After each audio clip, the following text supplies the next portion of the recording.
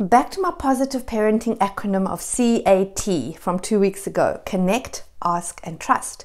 So last week I unpacked a little bit more tips around connection, and today we unpack the A for asking instead of telling and demanding. And this is one of my favorite topics because I always notice such an instant shift when we just reword what we want to say to our kids into the form of a question.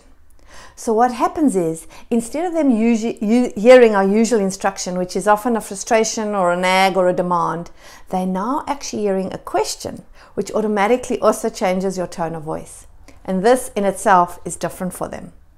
Questions allow children to take a pause and actually self-reflect, think about things, and come up with their own independent answers.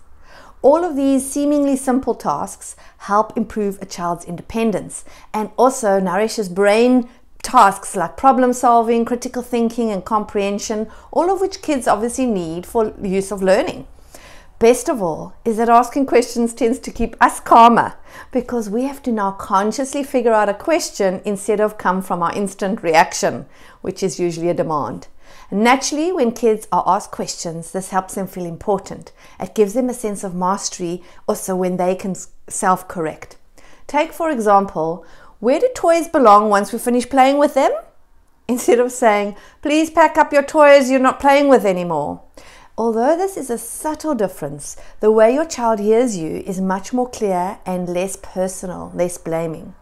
I'm also encouraging you to try this asking trick in other situations, like when your child wants your help now and then, or turns to you for answers, or simply thinks you can do something for them.